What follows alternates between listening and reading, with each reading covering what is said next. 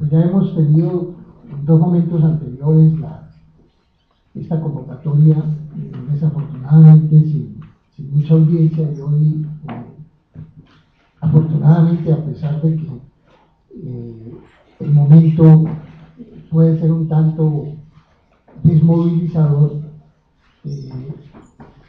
pues ve uno con complacencia que haya un nivel de audiencias relativamente significativo.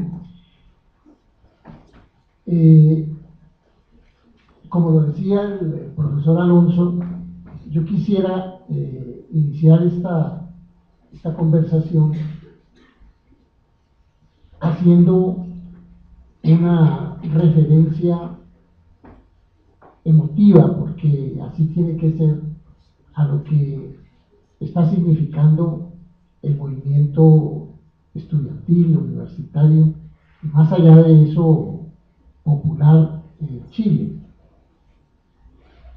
Lo hago porque, como seguramente no alcancé a escuchar plenamente la intervención del profesor Alonso, ese acontecimiento que está en este momento escenificándose en Chile contra un proceso de privatización de la universidad, de privatización de la educación en general, que ya lleva muchos años de la época de la dictadura de Pinochet, pero mantenido, conservado y reproducido por los gobiernos de la llamada concentración en estos últimos 10, 15 años. Ese movimiento en este momento ha producido un impacto no solamente en América Latina, sino a nivel planetario.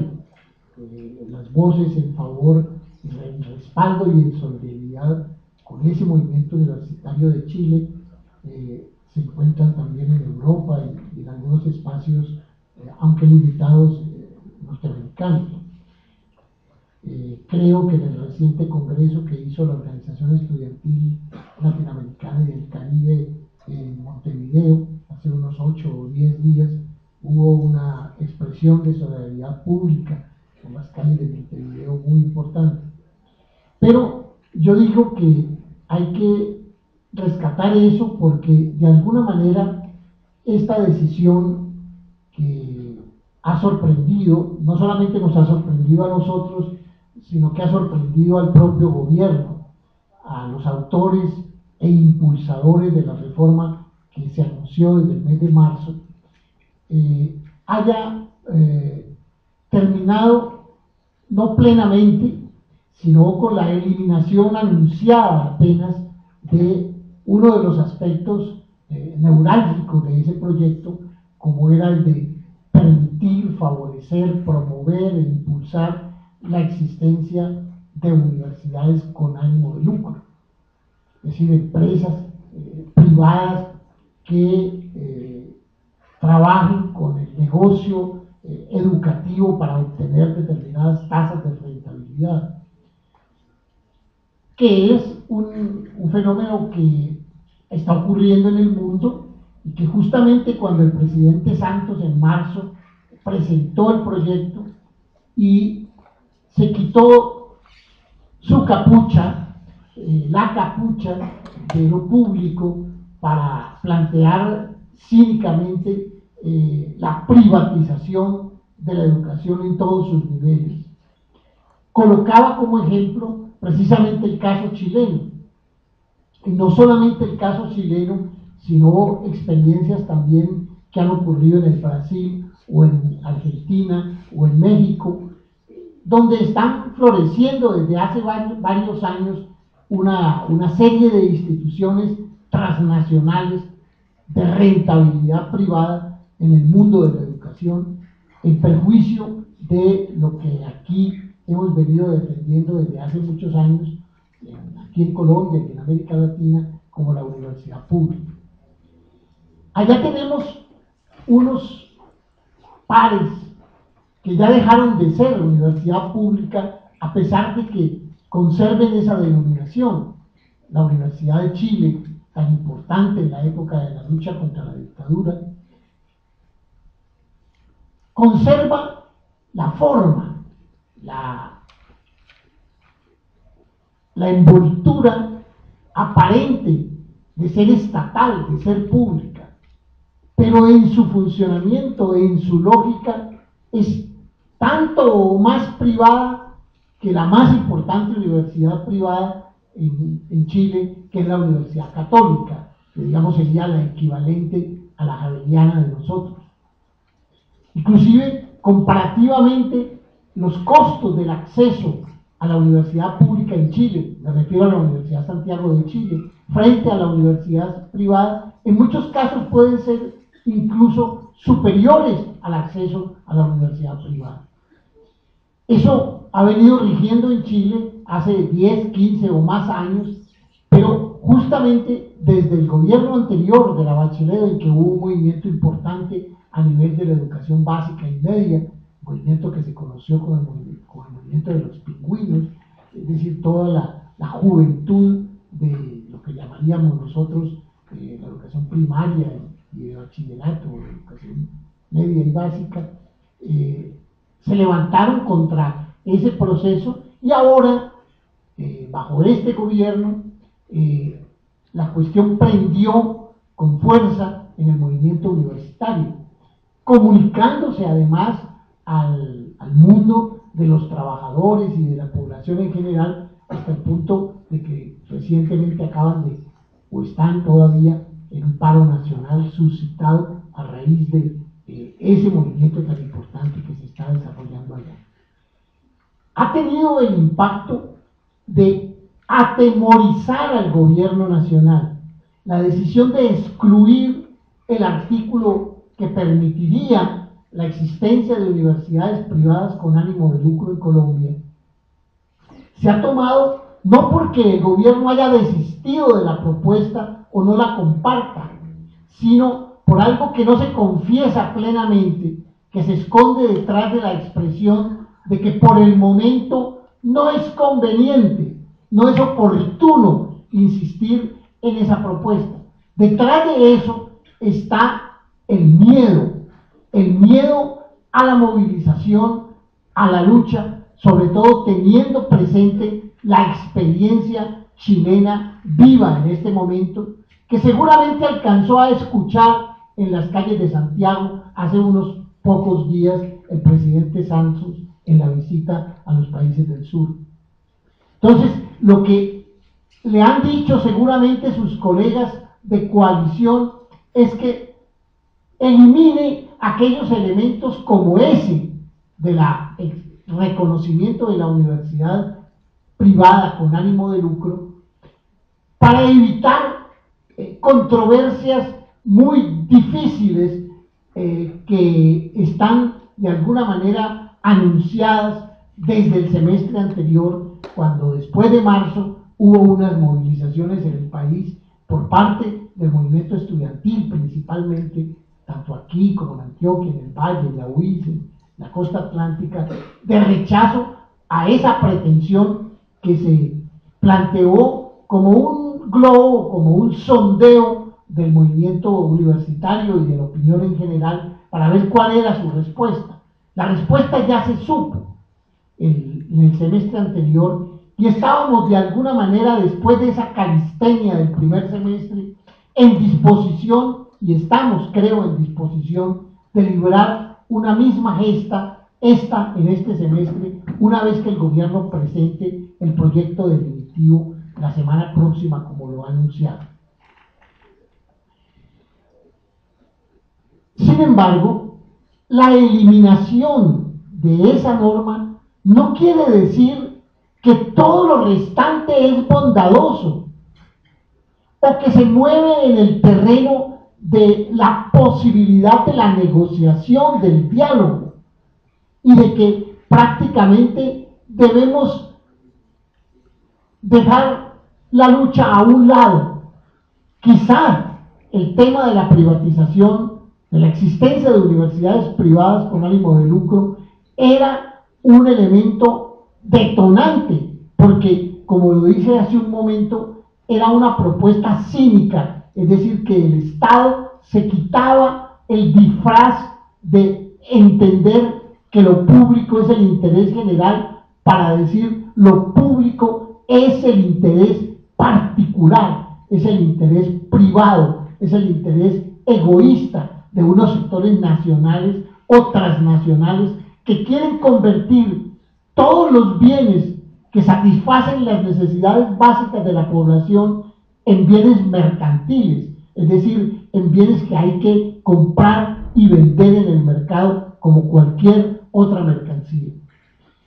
El haber eliminado eso no significa que el proyecto haya perdido su carácter de clase y sobre todo su carácter atentatorio de lo que ha venido significando y se ha logrado relativamente conservar en Colombia en el sistema de universidades estatales y en algunas universidades privadas.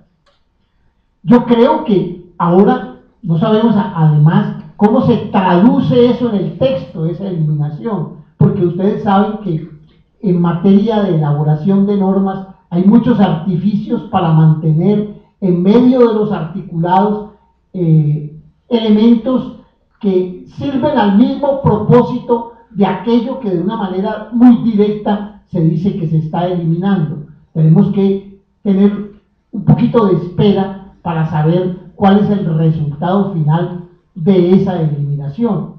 Escuchando esas celebraciones o bien, leyendo un poco el resumen de esa celebración que se hizo creo que ayer en Corferia de los 150 años de la Facultad de Ingeniería, encontraba que había una cierta complacencia y celebración por parte del rector y del mismo gobierno de que eso le daría una viabilidad muy expedita al tránsito de la reforma que deberán presentar en la semana próxima.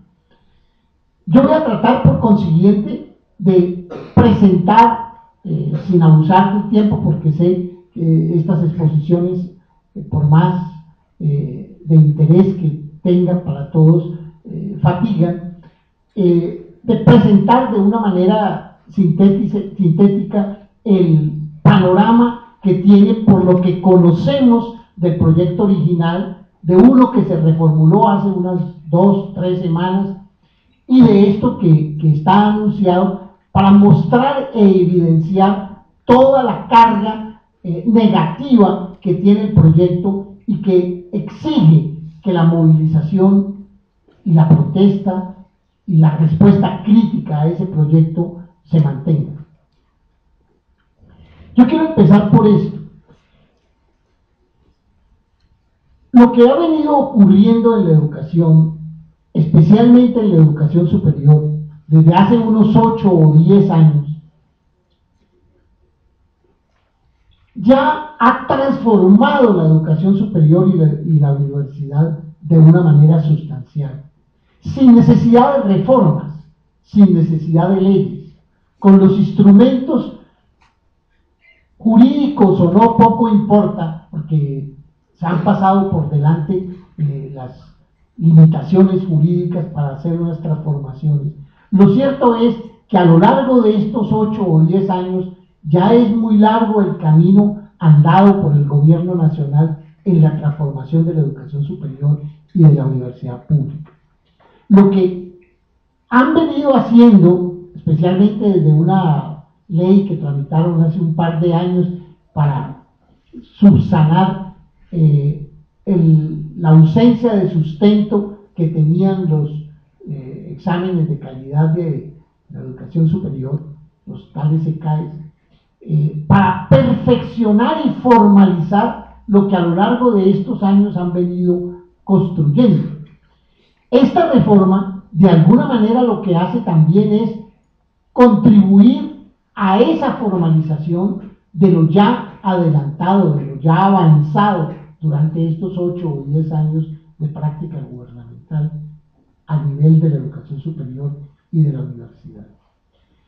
A lo largo de la exposición lo podemos un poco ir evidenciando.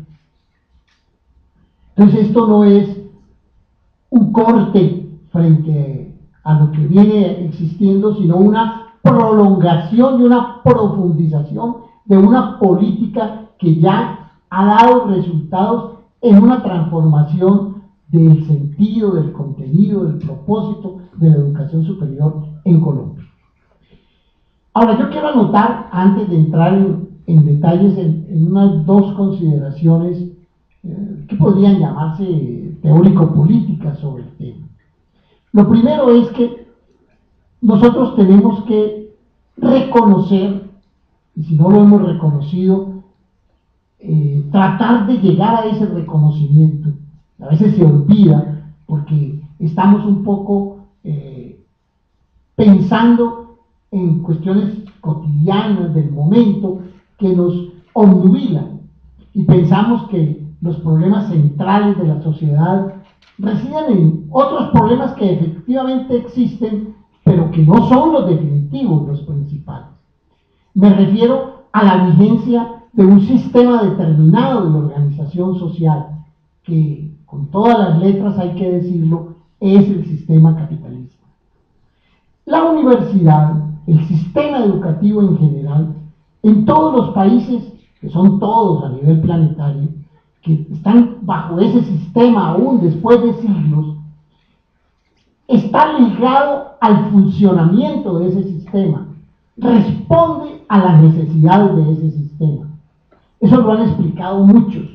¿Por qué? Porque el sistema de educación superior de alguna manera forma, califica, capacita a una fuerza laboral de unos determinados niveles o estratos para que puedan insertarse en la actividad productiva, en las condiciones y con las características requeridas por la organización productiva en determinado momento.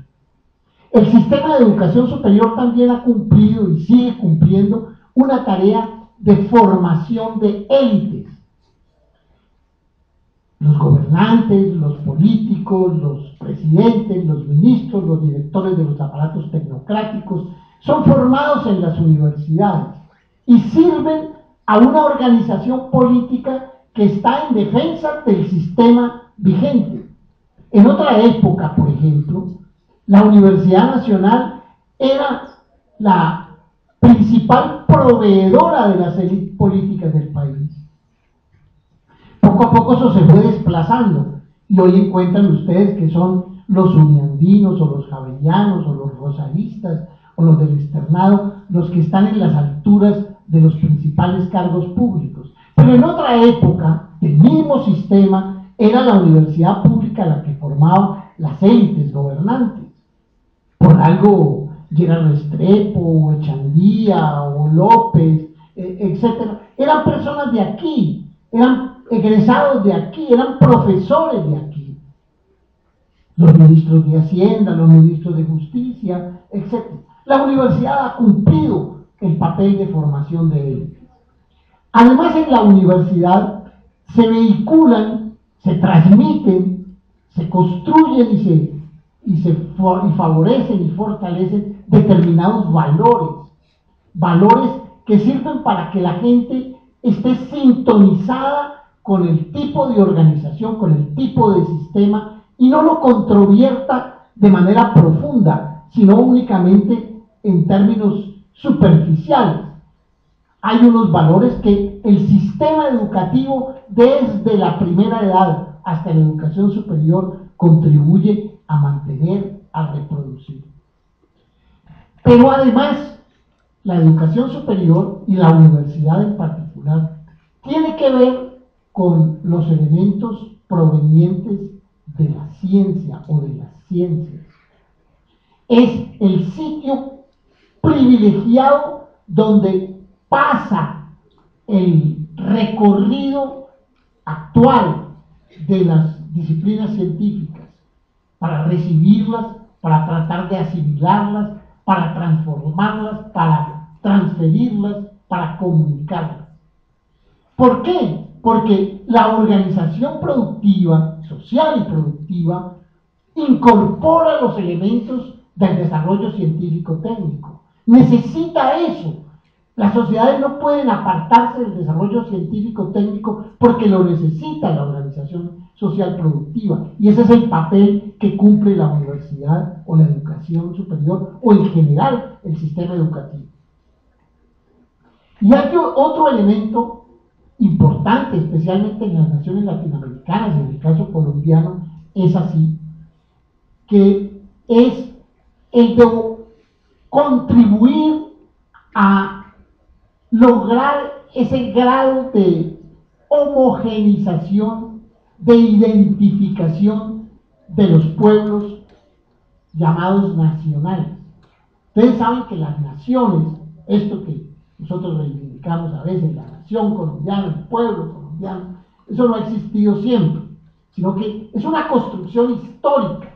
El sistema capitalista necesita que haya naciones, identidades nacionales. La identidad colombiana se construyó históricamente así, a lo largo del siglo XIX, con las guerras que sabemos después de la independencia, se fueron labrando y construyendo pueblos nacionales, en América Latina especialmente, y en Colombia fue uno de esos ejemplos. Y la universidad fue un elemento de aglutinamiento para ponderar el valor de la unidad nacional, del pueblo nacional, no existente antes. Era una construcción que apenas empezaba y que fue tortuosa a lo largo del siglo XIX. Por eso el Libertador, estas universidades, vienen de la época inicial del periodo de independencia.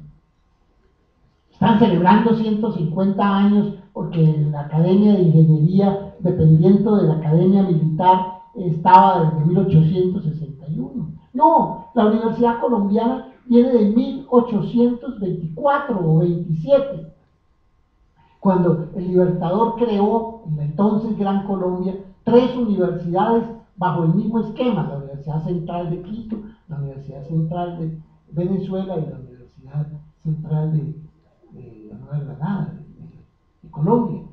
Esas 2 universidades de Venezuela y de Quito, que son las universidades de allá, conservan esa denominación. Aquí se llamaba desde 1820 y tantos la Universidad Central, que es la Universidad Nacional.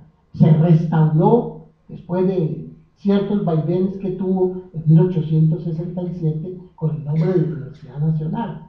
Nosotros celebramos aquí en la universidad la refundación de la universidad el 22 de septiembre de cada año, que corresponde al 22 de septiembre de 1867. Pero la universidad es muy anterior a ese momento, que es el momento, digamos, de la República Liberal. Y hay otro elemento que hay que tener presente en el sentido de la universidad, que es el elemento crítico.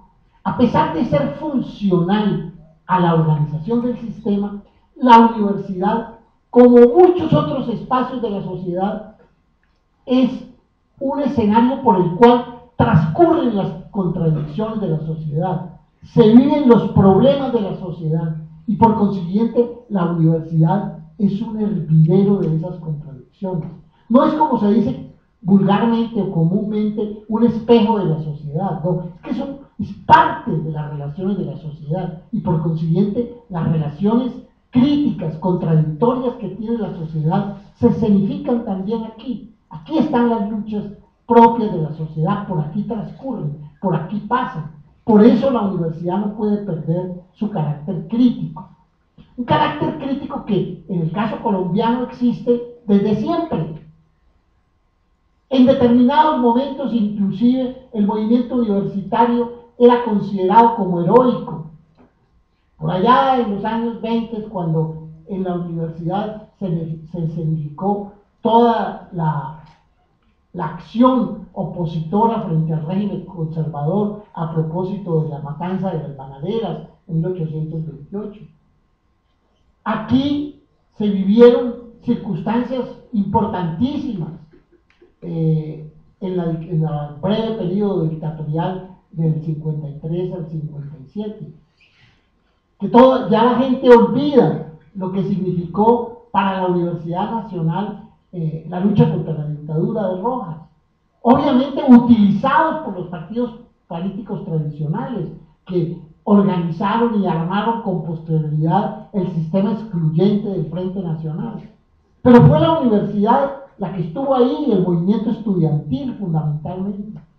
Aquí repetíamos los nombres de los que habían sido asesinados, o allí en la salida de la 26, donde todavía hay una plaquita recortando a Uriel Gutiérrez, o todavía allá abajo se llama Uriel Gutiérrez sin saber la gente quién era Uriel Gutiérrez, y repetíamos los nombres de los que habían avaliado en la Plaza de Bolívar con calle 13 en las manifestaciones contra la dictadura de Rojas. Y eran esos estudiantes los héroes universitarios, respetados por toda la ciudadanía. Después vinieron otros momentos, los momentos de los 60, donde la universidad se volcó al lado de los movimientos sindicales, de las organizaciones sociales, del movimiento indígena, etc.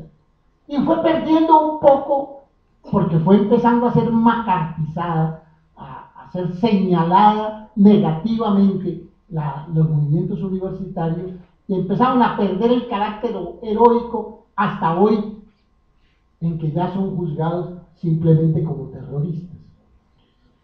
Pues bien, eso es un punto que hay que tener en cuenta. Ahora, el otro punto es que hoy estamos en una época distinta.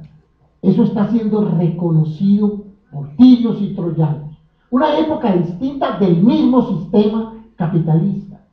Una época difícil para el propio sistema de organización capitalista. Ustedes lo ven, estamos presenciando desde la época de las subprimes y de la crisis de la deuda hipotecaria en los Estados Unidos hasta hoy, que el capitalismo no sale de la crisis, que no tienen un diagnóstico, no saben qué es lo que pasa, ni tienen remedios contra ella. Obama o Sarkozy o la canciller alemana o los países mediterráneos, Italia o España, no tienen respuestas, ni el Japón, ni China, que también está en el mismo mundo.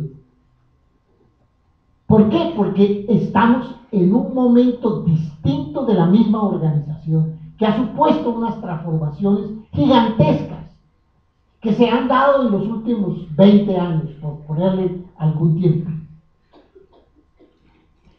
Ese cambio de época ha determinado que todo se haya modificado, desde el individuo, la familia, las relaciones sociales, etc. Pero se ha modificado fundamentalmente el papel asignado al Estado. Antes, el propio sistema le atribuía al Estado unas tareas en lo que nosotros llamamos el bienestar, la política social, en vivienda, en salud, en educación, en cultura, etc. De una época para acá, el sistema le quitó al Estado esas tareas. Y el Estado empezó a desmontar lo que mal o bien venía haciendo acá, reducidamente, pero en otros países de una manera muy significativa. El estado del welfare state en Europa, en los Estados Unidos, en otras partes, era una cosa muy significativa, hasta el punto de que no lo ha podido desmontar plenamente. Chile fue el abanderado de ese desmonte, desde los años 70. Por eso las reformas que se han venido dando en América Latina generalmente han sido copiadas de Chile. Esa ley 100 que está en crisis aquí, que evidencia la crisis, fue copiada de Chile. La fueron a visitar allá y la trajo el señor Uribe Vélez cuando era senador y la convirtió en el proyecto de ley 100. Y ahora, en materia de educación superior, también miraron allá, miraron al sur negativamente para traernos el tema de la privatización de la universidad. Y esas son las tendencias que hoy iluminan el panorama mundial. En eso estamos. En Europa lo mismo.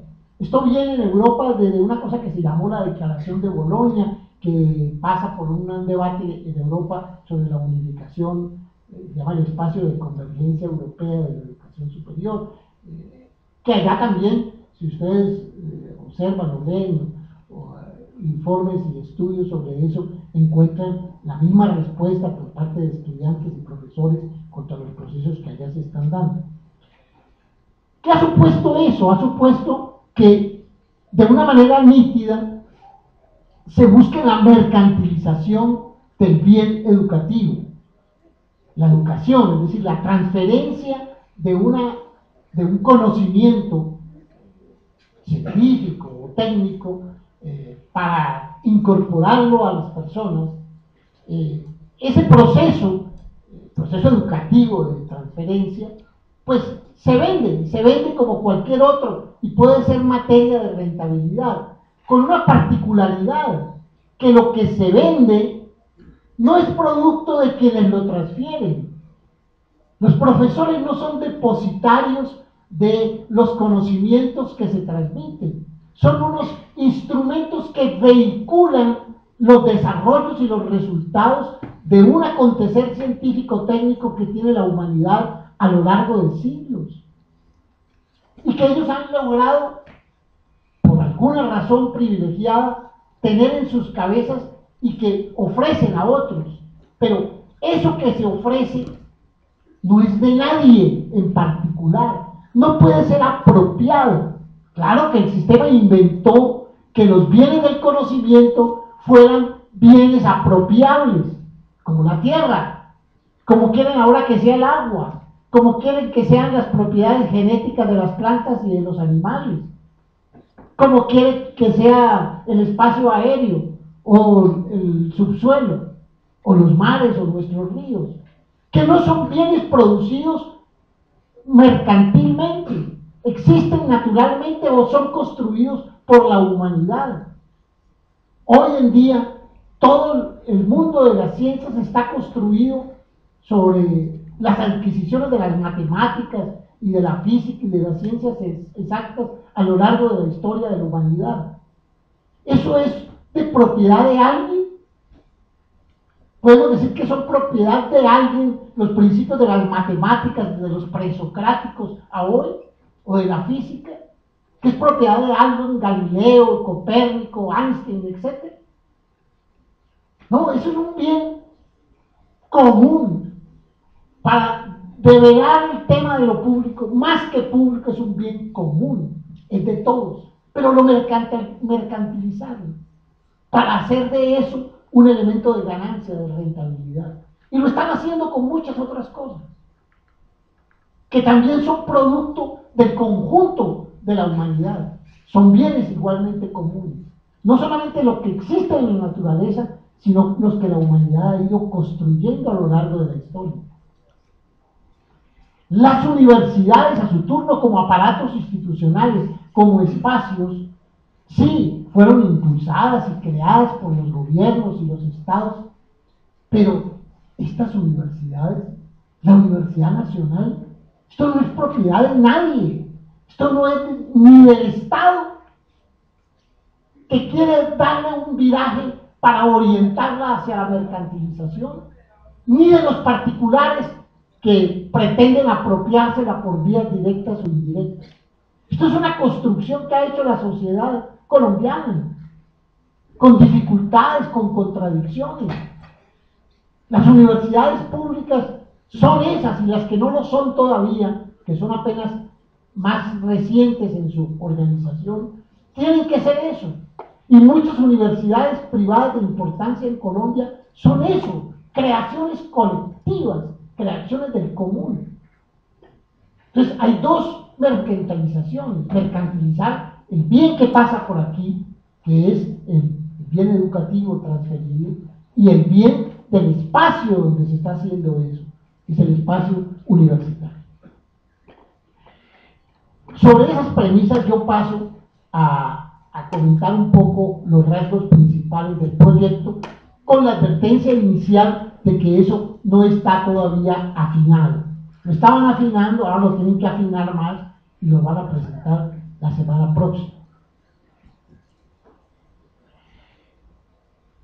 ¿Qué es lo que ha ocurrido en estos años y qué fortalece el proyecto? Las universidades han reivindicado desde siempre, por la función crítica que las universidades reivindican, la autonomía. Que lo que hagan las universidades no dependa de un gobierno, de las políticas del Estado, sino que tenga capacidad interna de definir sus programas, sus planes, sus orientaciones, sus directrices, que pueda manejar recursos con independencia, que no puedan ser orientados esos recursos, que no pueda ser intervenida en sus programas, en la definición de qué es lo que quiere hacer.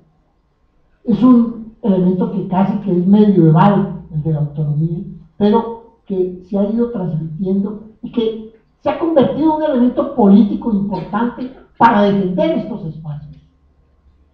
No es otra cosa que un elemento para defender lo que estos espacios significan. Pues bien, de unos años para acá, en la Constitución del 91 consagraron esa autonomía a nivel constitucional y eso nos dio un cierto aire, un nuevo aire que nos duró unos 8 años o 10 años, porque estuvo acompañado de unos cambios en la ley 30 del 92 en materia de autonomía presupuestal y financiera, que ya han evidenciado su obsolescencia.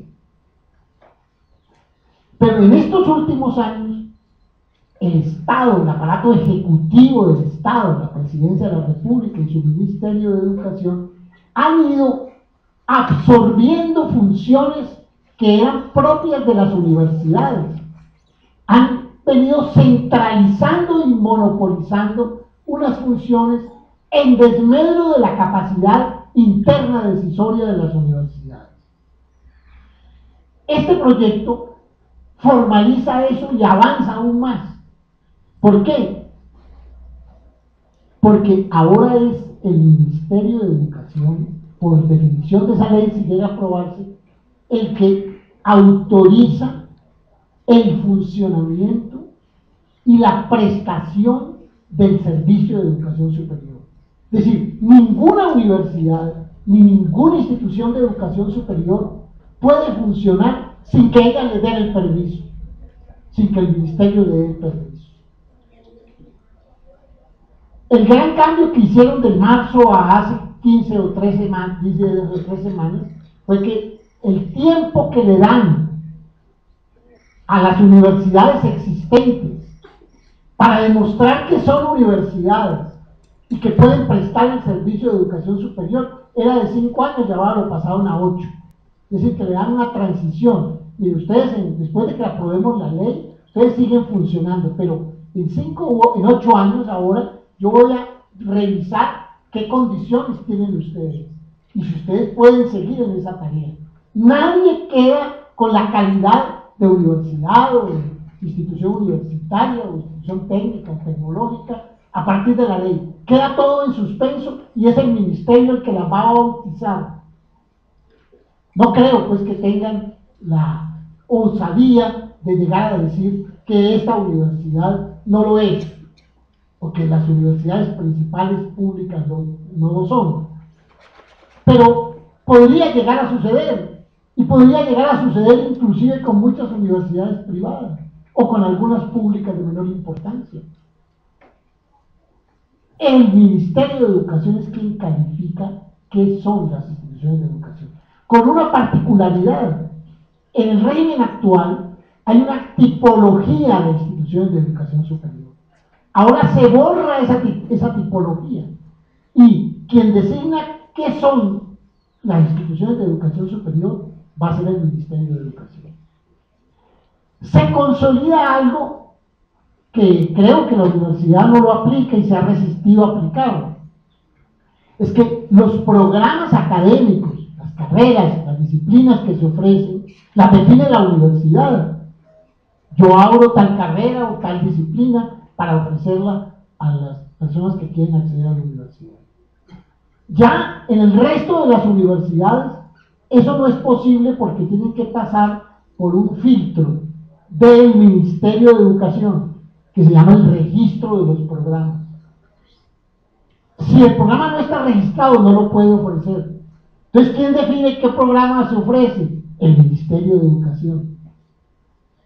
Hay numerosas disposiciones en el proyecto que dicen, miren, lo que ustedes hagan allá internamente lo pueden definir autónomamente, entre comillas, pero ustedes tienen que respetar los planes del gobierno, las políticas del gobierno. Entonces, ¿quién define lo que se hace en la universidad? Por fuera de la universidad. Los reglamentos internos y los estatutos le quitaron ya un poco la fuerza que tenía, pero se conserva que en algunos casos esos reglamentos y estatutos pasan por una revisión y una conceptualización previa del Ministerio de Educación. Y lo que es más, las funciones de inspección y vigilancia, que las tiene el Estado con respecto a la educación, llegan hasta el punto de no simplemente vigilar, observar qué es lo que están haciendo, sino de interferir e intervenir en lo que ellas deben hacer. Llegando inclusive, en términos del régimen sancionatorio, a poder liquidar las universidades o las instituciones de educación superior. Y las pueden matar. Es decir, se daría la extraña circunstancia de que una universidad, no creo que pueda llegar a ser el caso de la Universidad Nacional, pero una universidad creada por la ley, con historia, con antecedentes, etc., por alguna circunstancia de la inspección y vigilancia, llegar a ser suspendida, llegar a ser liquidada, violando la ley, por ejemplo, que la organizó. Y introduzcámonos en el tema que se nos dice que lo van a quitar, que es la existencia de instituciones con carácter privado, con ánimo de lucro. La respuesta que dieron las universidades estatales, entre ellas nuestro rector, es que ¿eso para qué? Si eso ya lo venimos haciendo. Decir que ya la universidad está privatizada. Sí, seguramente tenían razón. Pero esto era mayor, era mayúsculo. Porque no solamente, y eso hay que ver cómo van a redactar esas normitas, no solamente es el tema de que existan instituciones privadas, universitarias sin ánimo de lucro, sino que en virtud de convenios con instituciones privadas, de todo tipo, no solamente de tipo académico, es posible organizar programas y proyectos específicos, es decir, intervenir en la autonomía académica de las universidades, intervenir en la autonomía de dirección y de organización interna de las universidades. Eso es lo que ahora se hace de una manera indirecta y un tanto civilina por otros medios. Es decir, las donaciones, esos ejemplos más o menos destacados de que en los cuales rivalizan los grandes agentes de los grupos económicos por decir que son favorecedores de la universidad o de la institución, no son inocentes, no son a cambio de nada. El señor Santo Domingo creó un fondo de becas en la Universidad de los Andes. Y el señor Sarmiento Angulo nos regaló el edificio. Y seguramente en otras partes habrá otras iniciativas de ese estilo. Y habrán convenios y habrán contratos. Vamos a ver cómo queda regulado eso en el sentido de cómo interfieren esos convenios o contratos con el sector privado en la vida interna de las universidades. Es más, las universidades han entrado en la lógica, ellas mismas, las públicas, de la privatización, sin cambiar su carácter formal de universidades públicas. Ante la insuficiencia de los recursos, que empezó a evidenciarse más o menos a la altura de los años 2007, 2008, las universidades empezaron a decir, tenemos que buscar una manera de gestionar recursos hacia afuera. Y acrecentaron, muchas veces sin vínculo con la actividad académica, las actividades de consultoría y de asesoría. Y entonces vimos universidades haciendo puentes y carreteras y carros y mejorando los sistemas de comunicación del Congreso o construyendo estaciones de bomberos, cualquier cosa, ¿cierto? Sin ningún vínculo con las universidades. O para disfrazarse, utilizando aparatos como este que está un poco de moda aquí en el distrito, utilizando además la expresión con la cual se identifica históricamente a la universidad, el alma mater. Entonces crearon una institución de universidades públicas para contratar libremente con las entidades del Estado, como en contratación directa, para hacer de todo. las 4 universidades más o menos del sector cafetero. ¿Para qué? Para buscar recursos, independientemente del propósito académico. Y aquí en la universidad ya se sabe cuánto pesan lo que llaman los ingresos propios. Los recursos propios de la universidad, que son los generados por esa gestión privatizadora de la universidad, representan la mitad o más de los recursos con que cuenta la universidad. Y empezaron a darle un giro a las ofertas de programas curriculares. Y aquí, en los últimos años, ustedes lo saben, la proliferación de programas de posgrado, porque encontraron que los programas de posgrado eran una forma fácil de obtener recursos por la vía de matrícula, muy importante, que no iba a tener la controversia que tendría el eliminar el relativo régimen subsidiado que existe para los programas de pregrado. Y por eso crecieron los posgrados como una fuente de alimentación financiera para las universidades. Hasta el punto que hoy uno diría que los propios egresados de la universidad, si continúan todavía, lo cual puede ponerse relativamente en duda hoy, siendo de los estratos inferiores, al terminar sus estudios de pregrado, difícilmente podrán acceder a los estudios de posgrado de la propia universidad, por los costos que ya son comparables a los que tienen las universidades privadas. Entonces lo que importa no es la denominación formal, que se sigan llamando universidades estatales o universidades públicas, sino que efectivamente el Estado les garantice que sean tales y que no tengan que salir al mercado a feriar lo que sea para desfigurar su carácter académico, como es lo que está ocurriendo, para desinstitucionalizar el funcionamiento interno. Obviamente a eso habrían contribuido seguramente muchas instituciones de estas privadas que de manera directa hubieran venido, pero bajo la figura de las sin ánimo de lucro pueden llegar muchas universidades que están ligadas a unos intereses que son intereses particulares, menores, limitados, estrechos. No solamente la Universidad Chevrolet, ¿cierto?, de la propaganda aquella, ¿no?, pues que explicaban que no era el sistema de educación superior, pero la propaganda seguía como educación Chevrolet, sino una universidad que organizó la Cámara de Comercio. No es para mencionar que fue bajo la presidencia de la que hoy es ministra de Educación, o FENALCO, que ha organizado también cosas parecidas en algunas partes. Entonces, digamos que por la vía de la sin ánimo de lucro también se puede colar la rentabilidad, o no tanto la rentabilidad, el poder ofrecer alternativas funcionales para ciertos sectores del mercado y de la organización privada de la producción. Yo voy ahora a otro punto. Esta reforma, ¿a qué está orientada? No solamente es privatizar por privatizar,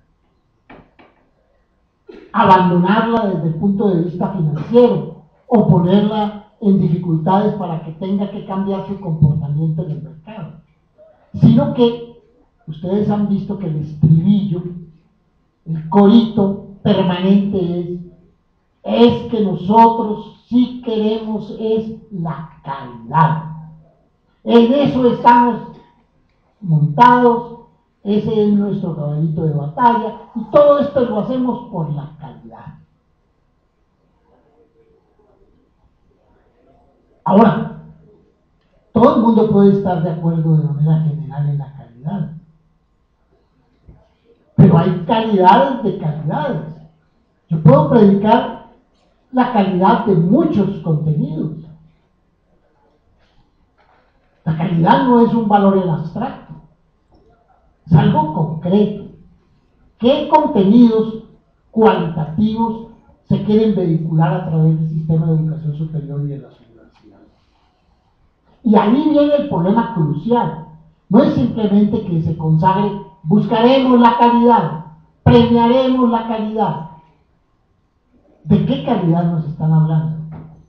Sí, puede ser calidad y puede ser medible, pero ¿de cuál están hablando? De un nuevo contenido de la formación a nivel de la educación superior, que está en ruptura con los contenidos que podríamos llamar tradicionales de la formación universitaria y de educación superior. Una formación que tiene que ser distinta, como está cambiando todo a nivel de la organización capitalista. Ahora, para articular esa formación a la organización productiva, la formación tiene que tener otra calidad. Digamos, esto supondría, digamos, una charla más detallada. Nosotros conocimos profesiones, oficios profesionales muy individualizados, muy específicos, unos nichos o unas disciplinas. Eso se ha roto totalmente. Hoy, no sé si las encuestas demuestran, las personas no trabajan en aquello que está bajo el rótulo del título que les dieron. ¿Por qué? Porque la organización productiva ya no funciona con esos compartimentos estancos. Necesita cosas concretas, específicas en términos de formación. Entonces, por eso se rompe la estratificación de formaciones en profesiones y disciplinas para volverlas más flexibles, menos rígidas. Y entonces ustedes ven que uno de los grandes elementos que acompaña a esto es que la formación tiene que ser flexible y la formación tiene que ser continua, permanente.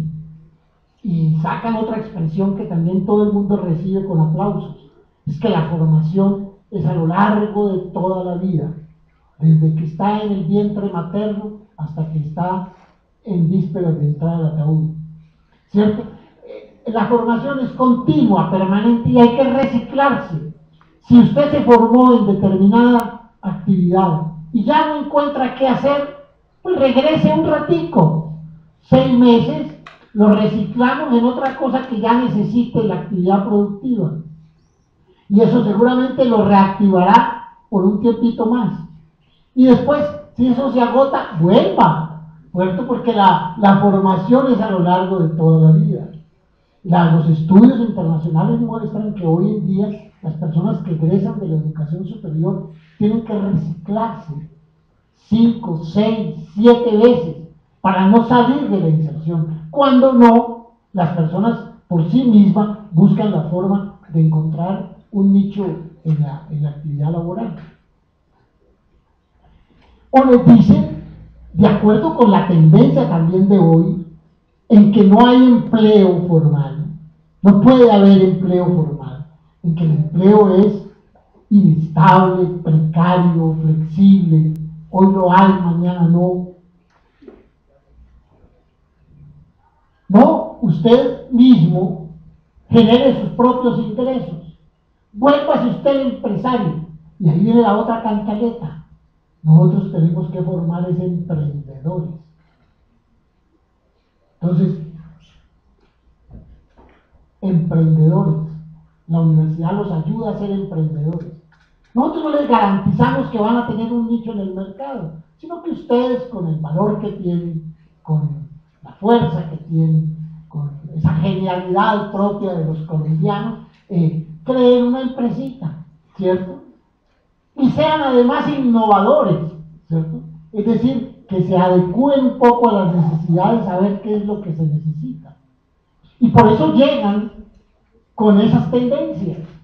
Y las tendencias, hoy está la noticia, de todo el dinero que va a incorporar el 30% de la inversión extranjera de la empresa esta de productos sanitarios, ¿cómo se llama?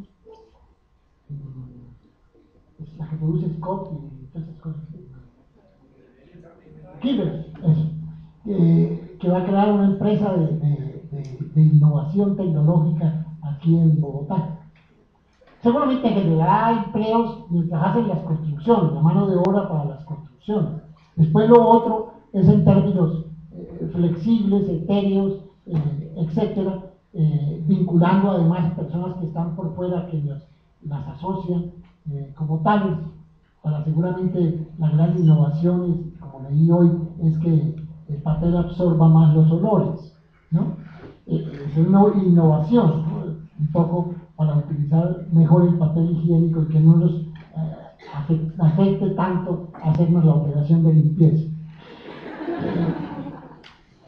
Ese es, digamos, el sentido del nuevo contenido cualitativo de la educación en general y de la educación superior.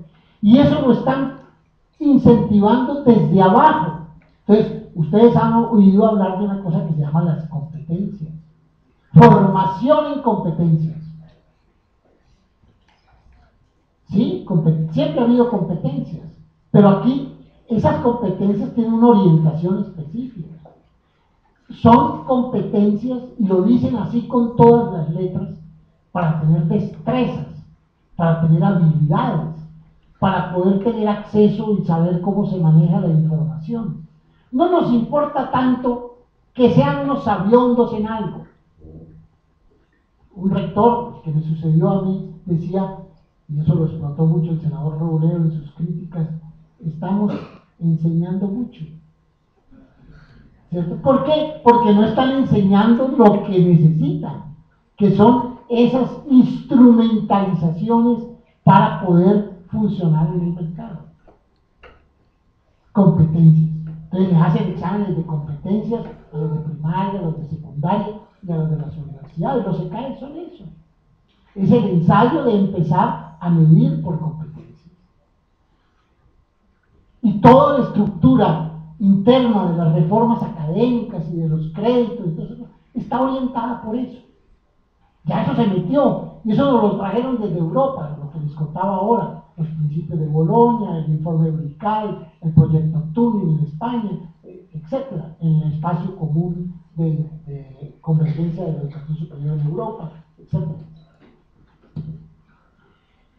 Entonces, la formación con calidad no es en abstracto, es para unas cualificaciones diferentes, para una división cognitiva del trabajo distinta, para un acceso limitado de la fuerza calificada, limitado y discriminado a las actividades laborales que existen en el mercado. Obviamente esto es difícil comunicarlo y entenderlo y hasta aceptarlo. ¿Por qué? Porque todos hemos entendido que nosotros estudiamos para ascender socialmente, para tener mejor ingreso, para tener algunas ventajas, carro, casa, aparatos electrónicos, etc. Para poder salir a pasear, hacer turismo, ¿cierto? Para ascender socialmente, vestirnos mejor, con ropa de marca, etc. Sí, es una aspiración, digámoslo, casi que explicable, pero eso olvida, esa explicación, ese interés material inmediato, olvida que todo eso está al servicio de la vigencia y de la continuidad y de la ampliación de una forma de organización de la producción en esta época que estamos viviendo, que es distinta a la superada. Pasemos al tema del financiamiento. El financiamiento de la educación superior, siendo las universidades estatales, siendo del Estado, pues lo obvio es que el Estado garantice su existencia, las finanzas, esa es su responsabilidad. No tendría por qué estarse discutiendo en qué medida o en qué grado las financia. O ustedes han visto que alguna otra institución pública, el Instituto Colombiano de Bienestar Familiar, es estatal, le dicen que se autofinancie, no le dan la plata para eso. A Coldeportes le dicen que se cofinancie con recursos que tiene el mercado, no le dan la plata. A todas las instituciones estatales Les dan la plata para que funcionen y para que inviertan, se les da el presupuesto nacional. Al Ministerio de Defensa les dicen, bueno, ellos obtienen a veces recursos privados non santos, pero les dan la plata, les dan la plata. A las universidades que son estatales, que son del Estado, les dan la plata, no, les vamos a dar un poquito nomás. El resto se lo levantan ustedes, lo consiguen ustedes. Es un trato discriminatorio entre entidades estatales. ¿O es que el proyecto de reparación de víctimas en el INCODER y todo eso van a sacar el tarrito para recoger limón?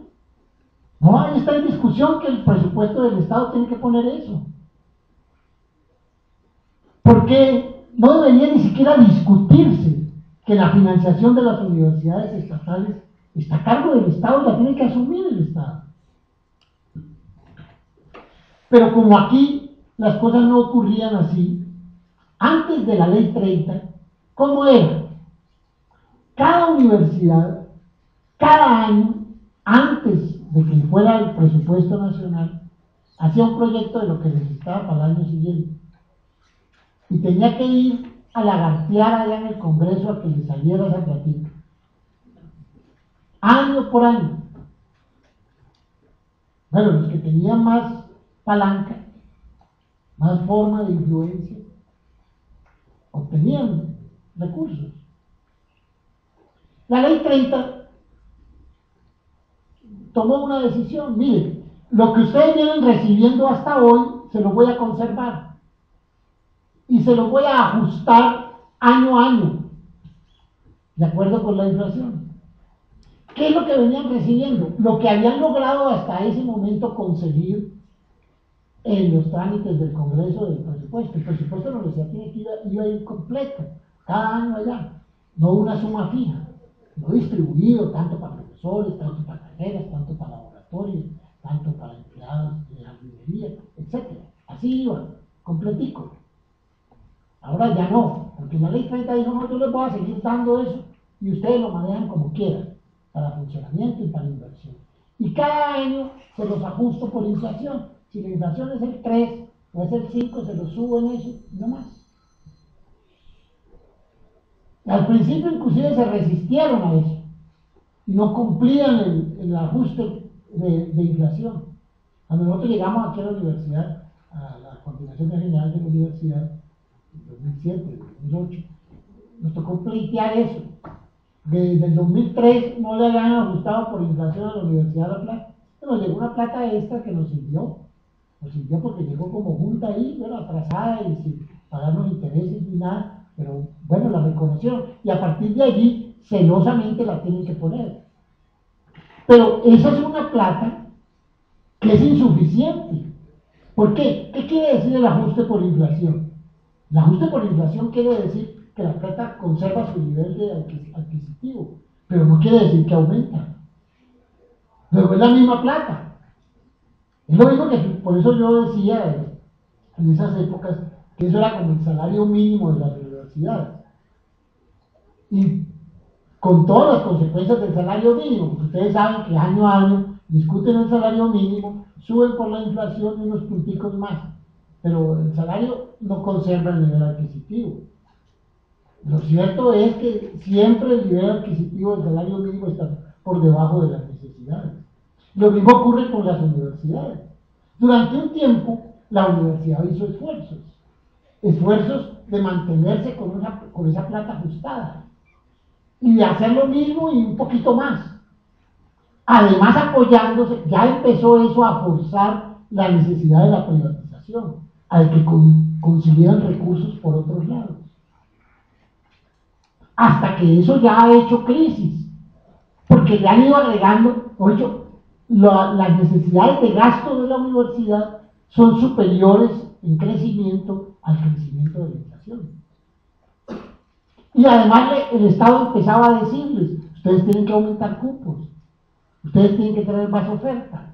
Las retaban, las regiones le decían a la universidad, tenga presencia nacional. Venga Leticia, venga Lauca, venga San Andrés, venga Fortaleza, Palmira, Manizales, Medellín. con la misma plata. En eso es evidente. No hay necesidad de hacer grandes cálculos estadísticos para decir que con lo mismo no se puede hacer más. Se puede apretar el cinturón, puede echar gente, puede sustituir, como lo hizo la universidad en una época, sustituir todo el personal que era vinculado laboralmente por empresas de prestación de servicios, en aseo, en jardinería, en vigilancia, etc. Toda la tercerización, la universidad entró en eso, para ahorrar recursos, se lo impusieron, porque de otra manera, ¿cómo? Entonces ahora, ha habido demostraciones en el debate del año pasado, en que el proyecto se limitaba a la cosa financiera, no pasó. Los rectores de las universidades les demostraron cómo el crecimiento del presupuesto tenía que ser superior a la inflación. Entonces decían, denme un puntico más, 2 punticos más, 3 punticos más. Migajas, limosnas. Este proyecto tiene eso, que la inflación más un punto en el primer año, 2 en el otro, 3 en el otro, hasta que llegue a 4 o 5. Son sumas insuficientes. Siempre serán insuficientes. Sobre todo si tienen como punto de partida el ajuste por inflación. Es un punto de partida bajo. Ahora, hay unas sumas adicionales que vienen en función del crecimiento del PIB, que se reparten entre todas las universidades. Si el PIB crece de un año a otro, ese porcentaje de crecimiento representa una suma que se reparte entre todas y que se reparte por indicadores. Entonces ya metieron el tema de los indicadores, que es una cosa que el Estado empezó a construir desde el momento en que se le empezó a decir que los recursos eran insuficientes. Sí, nosotros les vamos a dar más recursos, pero no se los vamos a dar libremente para lo que ustedes quieran hacer. Ustedes, con la base, lo que llaman la base, es decir, el presupuesto ajustado por inflación, hagan lo que quieran. Pero las sumas adicionales que les den, en primer lugar, no aumentan la base. Es decir, eso no se va a ajustar por inflación. Y además esas sumas las van a destinar a lo que el gobierno quiera. Entonces ahí viene el tema de los indicadores. Los indicadores van a decir, bueno, ¿qué programas tienen? ¿A qué se orientan? ¿A qué contenidos? ¿Cuántos cupos? ¿Cuántos profesores tienen por alumno? ¿Cuánto cuesta su alumno? Esos son los indicadores y de acuerdo con eso los reparten. Ahora esto formaliza aún más eso y dice es el Ministerio de Educación conjuntamente con el CESU o con el SUE, no recuerdo bien, vamos a definir cómo repartimos esa pequeña tortica adicional, pero además fijan ya para qué va destinado eso. Entonces le dicen es la ampliación de cupos. ¿Cómo? Con las políticas del Estado. Para pagarle a los profesores, porque saben que los profesores con el nuevo sistema que se adoptó desde, no recuerdo qué año, de puntaje, pues ya valen más que lo que antes valían y eso crece más que la inflación. Entonces, van a dedicarle a esto 2 o 3 cosas, ustedes no tienen capacidad. Otra parte les va a llegar por conciencias, porque como conciencia financia la investigación, esa plata se la pasamos a conciencias. Y conciencias es la que les va a distribuir a las universidades. Las universidades aplican las conciencias para los proyectos de investigación. Entonces tampoco les llega directamente a la universidad, es una plata de concurso para participar. No se sabe con certeza si le llegará o no le llegará. Y lo más grave, le vamos a dar mucha plata al ICETEX. No solamente los créditos educativos, sino una cosa que llaman ahora el fondo de manutención, que son unas sumas que les van a dar semestrales para que coman ahí en la olla de 1.000 pesos en la Che, 600.000 al semestre, y para que tomen fotocopias, le escuché a la ministra, que no tienen con qué pagar las fotocopias. para que eso evite la deserción estudiantil. Pero eso no lo van a manejar las universidades. No es plata para las universidades. Eso lo va a tener controlado el gobierno central a través del ICETEX. Allá es que van a aplicar todos. No sé de qué universidades.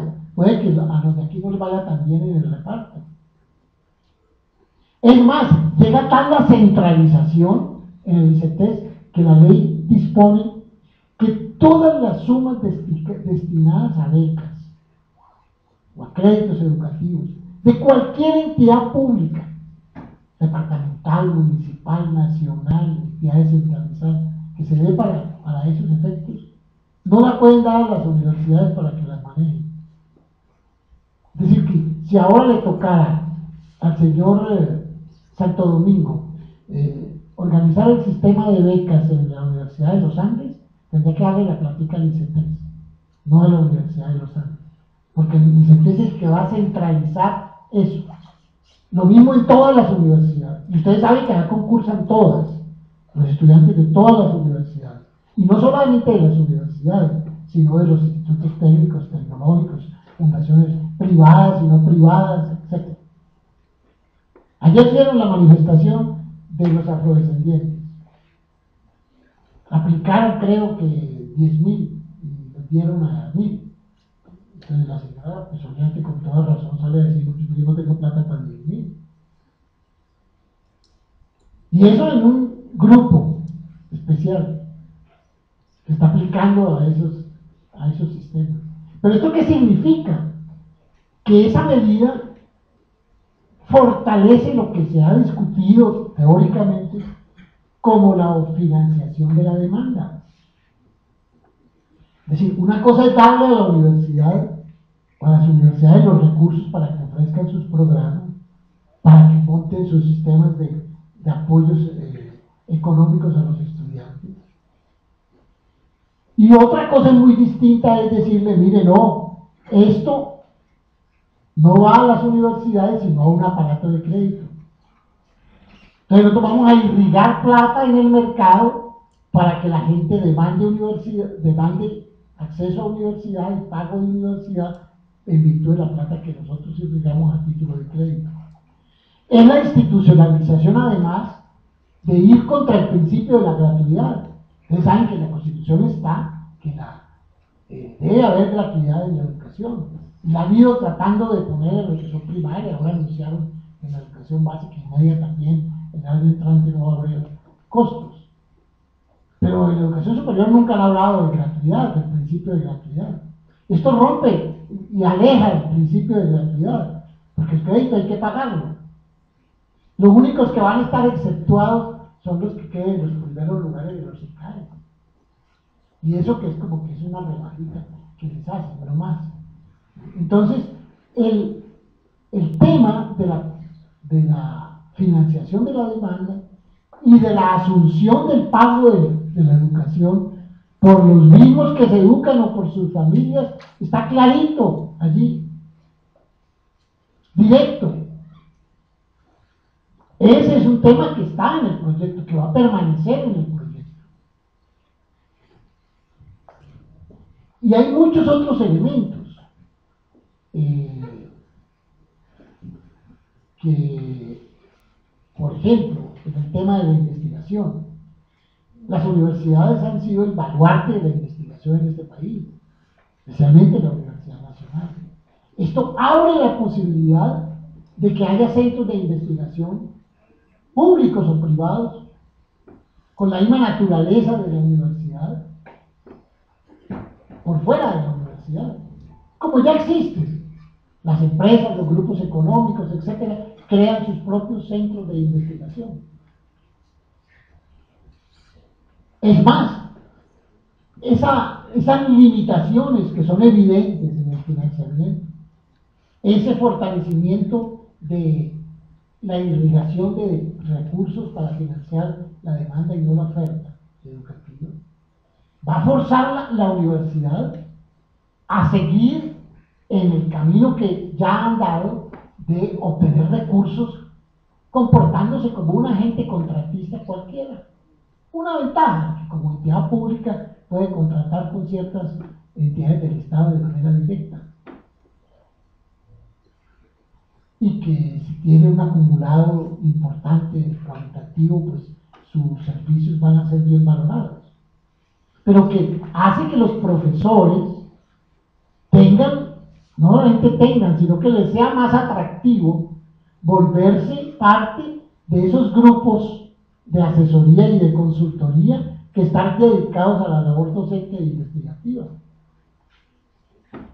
Es natural, yo no estoy criticando a los profesores, pero si yo me puedo poner un sobresueldo, más o menos importante, vinculándome a las labores de asesoría o de consultoría que la universidad contrate, pues yo lo docente y lo investigativo pasa a un segundo plano. Y eso me va a quitar tiempo, porque eso es exigente, cumplir esos contratos. Y además va a forzar a la universidad a otra cosa, en la cual ya entró, al endeudamiento. Prestemos plata. Ya veremos cómo la pagaremos.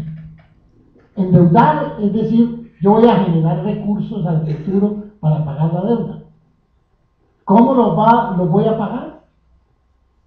El Estado no me va a dar para pagar con estas reglas. Entonces tendré que conseguírmelas. Tengo que prostituir mi función académica para conseguir los recursos para pagar la deuda. Ya está, creo que comprometido, no sé si es con el Banco Mundial o algo así, o con el BID, 150 millones de dólares, algo así. Se endeudó la universidad. ¿Para hacer edificios? Sí, para hacer edificios. Ya creo que las facultades todas están en la locura de cuál presenta el mejor proyecto, ¿cierto? Entonces, Artes está de primero porque eso es que se va a caer, ¿no? Porque la cosa antisísmica no lo admite. Pero mientras tanto, el endeudamiento no va para tener hospital universitario. Y llevamos 10 años sin hospital universitario, a pesar de que hubo una simiente que alcanzó a arrancar y que dejaron morir. Aquí cerquita, en Santa Rosa. Y ahora tienen que ir disfrazados o escondidos con la batica dentro de la mochila y ponérsela adentro, en el baño. Porque para poder entrar tienen que decir que son familiares de los pacientes. Y por eso la Facultad de Medicina hoy es de las últimas en los tales de CAES, porque es una facultad sin sitio de trabajo, no tiene hospital, después de haber sido históricamente la fundadora de la medicina en Colombia. Y para no creerles en nada de apoyo a las universidades, allí en el presupuesto del año entrante que está en discusión en las cámaras, me encontré esto, me enviaron en estos días la noticia de que hay un articulito que dice: todas las sentencias que condenen, por ejemplo, en materia de pensiones al Estado, de la gente de la universidad, las tiene que pagar la universidad. Entonces, toda esa discusión sobre la concurrencia, que terminó en nada, porque quiere decir que afortunadamente que el Estado sigue pagando la plata de las pensiones.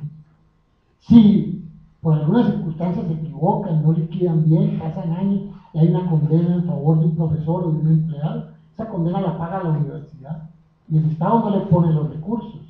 Dice que lo tome de las cifras que le dan por inflación. Está en el proyecto de presupuesto del año entrante. Ahí hay un artículo sobre eso. No sé si la universidad habrá salido ya a criticar eso y a pedir que no lo incluyan. Pero eso ustedes saben que el presupuesto en octubre tiene que estar aprobado. Les queda un mes. Eso pasa por encima. Ese es más o menos, en términos generales, el panorama que tenemos. Por eso, aun cuando uno tiene que conservar, mantener dudas sobre cuál va a ser el articulado final, a pesar del anuncio de que van a excluir lo de las universidades privadas sin ánimo de lucro, el contenido general de la ley es negativo para la educación educación superior y para la universidad pública. Absolutamente negativo. Ahora, muchos ilusamente piensan que hay posibilidades de discutir, de dialogar, el diálogo democrático en el escenario de la democracia, que es el Congreso. Ustedes saben que eso es mentira. Usted les puede demostrar todo lo que quiera, tener toda la razón, pero si la orden es votar el proyecto como está, lo votan como está. No importan las razones. Entonces, los profesores, algunas organizaciones estudiantiles, unos proyectos alternativos. Pues seguramente un senador o un representante, o habrá unas audiencias en que le invitarán a uno, y uno dirá, mire, mejor de eso que están planteando, digan esto, aprueben esto. Pero eso es una aplanadora. Lo único que detiene, lo están mostrando los chilenos, la aprobación es la movilización. Y una movilización novedosa, enriquecida, con todas estas experiencias que están viviendo los movimientos sociales en el mundo, de los cuales tiene que inspirarse los nuevos movimientos sociales en Colombia, entre ellos el movimiento universitario y el movimiento estudiantil. Porque lo que está en juego es, en primer lugar, ya se ha roto la tal distinción entre lo público y lo privado. Lo público es un cascarón, es una forma. Eso cada vez más es lo mismo que una universidad privada. Me han dicho que ya la composición, por ejemplo, de la población estudiantil de la universidad no es tan mayoritariamente de los estratos 2 y 3, que ha cambiado la composición. Bueno, eso es un indicador también.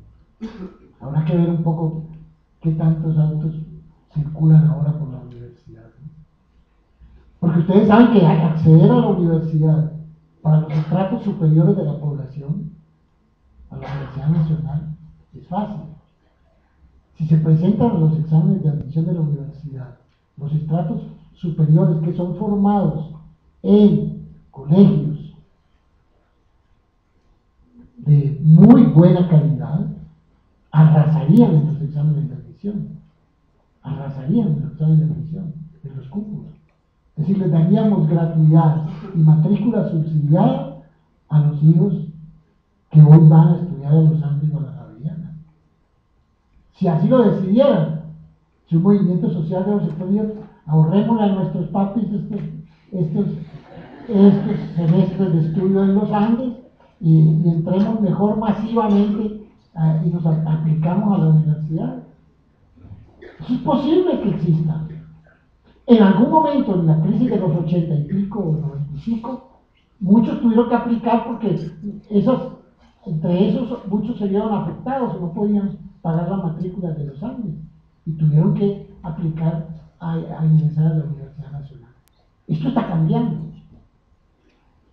Entonces, lo que está en juego es conservar estos espacios que permiten que haya no solamente una amplitud libertaria y de crítica, no solamente sobre los temas educativos, sino sobre los temas nacionales en todos los órdenes, sino que no exista un direccionamiento externo de la formación académica.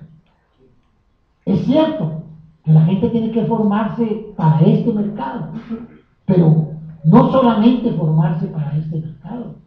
Tiene que haber una formación con mayor solidez que exigen las habilidades, las destrezas que demandan los sectores productivos. Tiene que haber una formación de solidez. De alguna manera la formación anterior que está quedando atrás, a pesar de que también tenía la misma funcionalidad, daba una solidez en el acceso a las fuentes del conocimiento, a la realidad actual del conocimiento científico-técnico. Hoy en día se vuelven unos operadores, unos manejadores de información, unos dueños de una caja de herramientas para encontrar las cosas sin saber qué son. Ese es el tipo de formación que está en juego. Tenemos que defender la financiación plena de la universidad, no con estas migajas, con estas actualizaciones actualizadas. No, hay que establecer una suma inflexible tomada del conjunto del presupuesto nacional, algo parecido a lo que están haciendo la justicia. A mí no me pueden dar menos de un porcentaje determinado del PIB o del presupuesto de la nación. Y así no hay que estar pensando en que cada año si me cumplieron con la inflación. El presupuesto anual de la nación crece siempre y crece más que la inflación, siempre. En la medida en que eso crezca, tiene que haber un porcentaje básico de eso, repartido seguramente en la misma proporción en que hoy lo reciben las universidades públicas. Y hay que conservar internamente condiciones democráticas para el gobierno de la universidad. Hoy en día esas condiciones han desaparecido. Por eso es que los profesores ya no participan en los procesos internos de designación de sus representantes, porque no hay ningún interés en participar en algo que no tiene ninguna incidencia real en la marcha de la universidad. Lo mismo en la designación de los directivos universitarios, de los decanos y de los directores de departamento o de rector. Hay que establecer normas que garanticen esas posibilidades internas, que son las posibilidades de subsistencia, de mantenimiento, de ampliación de estos espacios que, repito, no son ni públicos ni pueden ser privados, sino que son del común, son de todos nosotros. Nadie puede apropiarse de la universidad. Muchas gracias.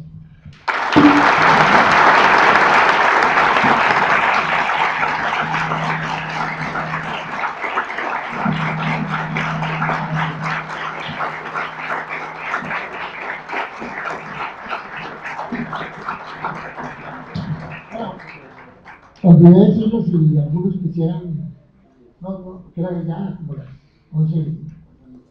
No, ya los he fatigado bastante. Pero si alguien quisiera unas 3, 4 preguntas. Sí, yo creo que máximo 5 preguntas. Yo creo que un punto importante, pues dentro de todos los que tocó el doctor Guto Manuel. Miren ustedes que él hace una referencia de base filosófica que siempre es lo que uno rescata y quisiera exigirle mucho a los que están en las directivas de la universidad, particularmente de esta facultad. Falta mucho ese estilo, que es lo que le da fundamento, digamos, a la aplicación de cualquier norma práctica o cualquier cosa que se quiera hacer directa. Nos falta mucho meter en contexto cada cosa que se hace, y eso nos genera unos problemas de dirección muy fuertes, que uno lo nota mucho, digamos, en el ambiente donde trabajan.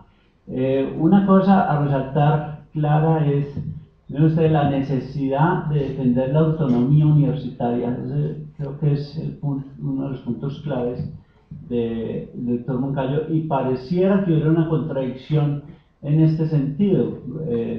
Cualquiera diría, bueno, ustedes están exigiendo un nivel de presupuesto al Estado que no se disminuya nunca, sino que antes crezca, pero a la vez están pidiendo una autonomía. Resulta que esa aparente contradicción es efectivamente lo que siempre hay que defender. Usted no le está respondiendo a unos personas que están en el gobierno, en particular el gobierno que está de paso, usted le está respondiendo a una nación. Entonces la universidad necesita responderle a la necesidad de una nación que tiene que crecer, pero para eso necesita exigir un presupuesto que es un presupuesto fijo. Y en ese sentido también tiene que exigir que no le pongan ninguna condición para gastar ese presupuesto, porque se le está respondiendo a una nación. Entonces, para que tratemos de hacerlo rápido, me da pena con mucha gente que irá a levantar la mano, pero hagamos solo 5 preguntas, porque aquí estamos también muy ansiosos de ir a la reunión de profesores que está citada, y para que yo creo que ya todos estamos un poquito cansados. Le agradecería entonces que fueran un poquito corticos en la pregunta, y el doctor Moncayo con mucho gusto les va a responder. Entonces, 1, 2, 3, 4 y una más, y 5. Bueno. Bueno, buenos días, compañeros y compañeras. Primero que todo, muchas gracias por asistir. Qué bacano que hayan podido llenar este auditorio como se esperaba. Por un caso, pues no sé, la pregunta va enfocada hacia, como se hablaba, de la necesidad de que el movimiento estudiantil empiece a recuperar esas nuevas estrategias de, pues, de lucha, de movilización. Pero digamos que la charla hoy se enmarcó mucho en lo que es lo universitario, ¿cierto? Nosotros en el encuentro en la Mesa Amplia Nacional Estudiantil que se realizó el fin de semana pasado, estuvimos hablando precisamente de eso y nos damos cuenta que no es solo una lucha desde las universidades, sino que es una lucha desde la educación pública, teniendo en cuenta, como su merced lo denuncia, que pues el problema viene desde las bases del colegio, desde las bases de la educación secundaria. En esa medida, si nos marcamos en todo eso, o sea, lo que pasa es que hace 2 días en el tiempo sale el artículo diciendo que, digamos, el eje central de la movilización que estaba dando por parte de las universidades era el hecho de que las universidades entraran a ser empresas con ánimo de lucro o entidades con ánimo de lucro. Al bajar este artículo, ¿sí? A tu consideración, ¿qué impacto esto tiene con respecto a la movilización, con respecto a los ánimos que se tenga de parte del movimiento estudiantil a continuar esta pelea y a continuar esta lucha que, como lo digo, pues va marcada no solo en esta reforma de ley al universitario, sino en una reforma hacia la educación como tal, buscando una educación de calidad?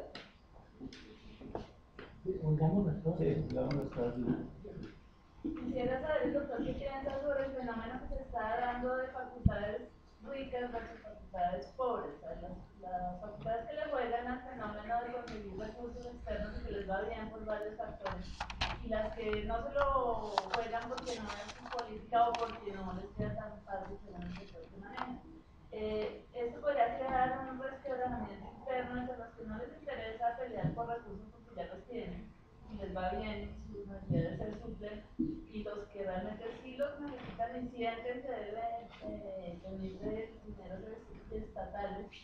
¿Y eso cómo podría incidir en que la lucha que se debe, digamos, poner en marcha no se haga de forma tan unánime y pueda generar un impacto importante? Mi pregunta va enfocada, profesora, hacía la explicación sobre el aspecto de la calidad de la educación, pero mi pregunta va hacia la cobertura, ya que en el proyecto como tal no es un tema central la cobertura, y qué repercusiones o qué cambios habrían a la hora de montar esta parte del artículo en el aspecto de la cobertura y la calidad.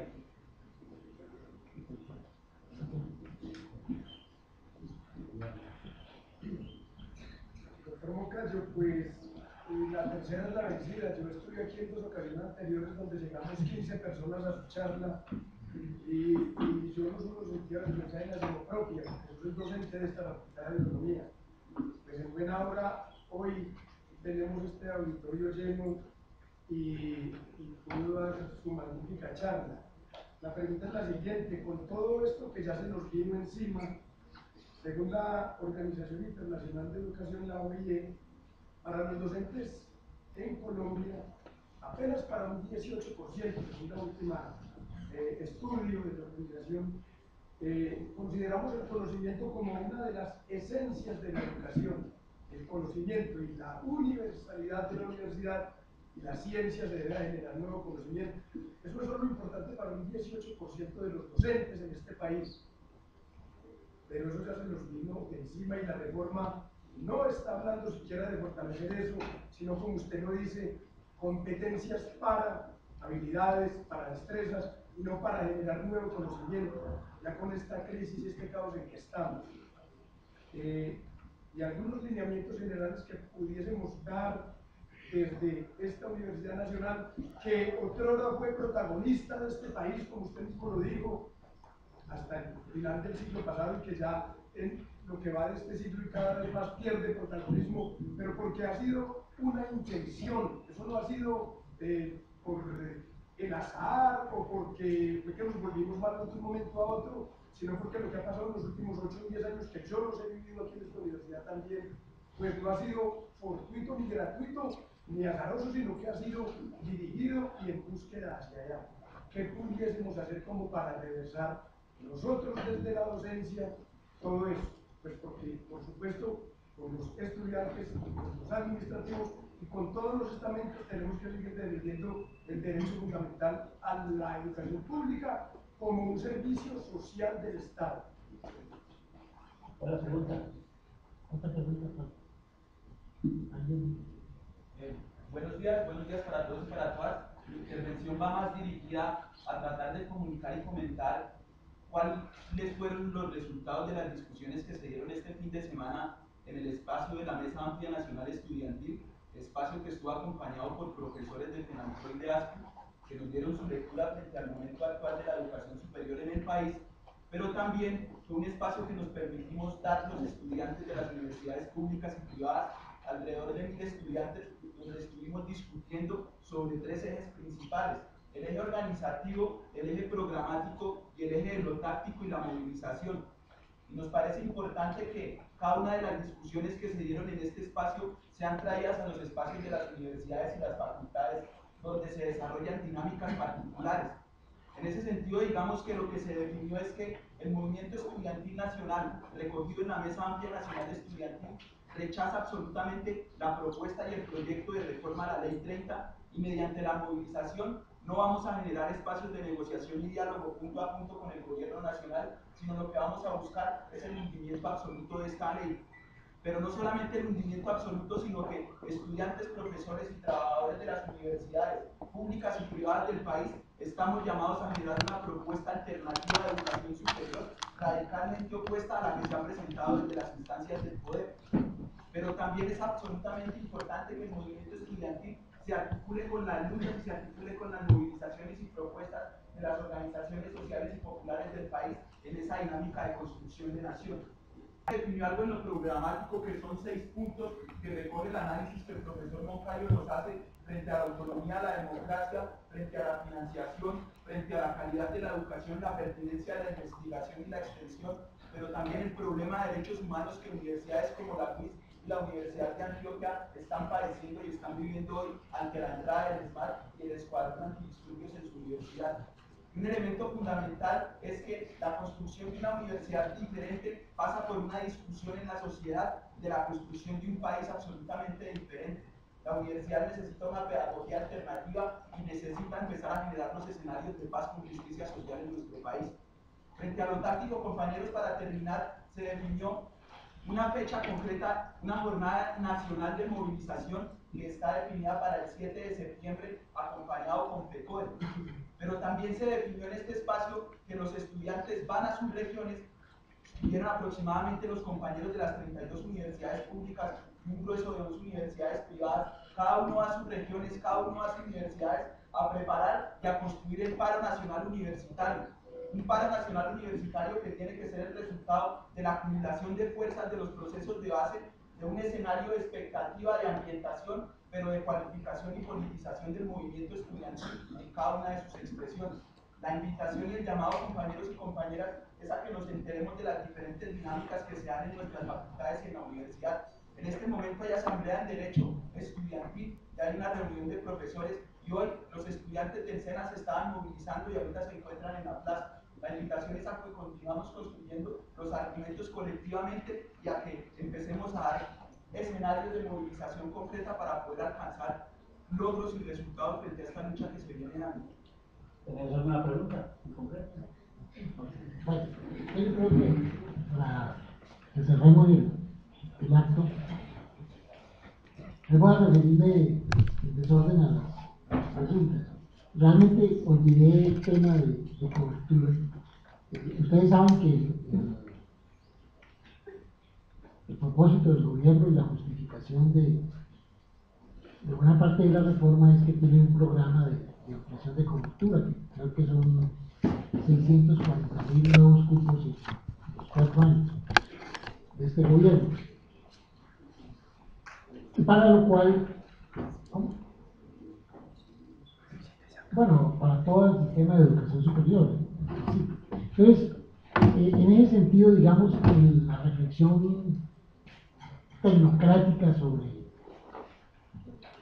los recursos adicionados dentro del proyecto, que ayer escuchaba a la ministra decir que eran 1,5 billón, un billón y medio de pesos en 3 años.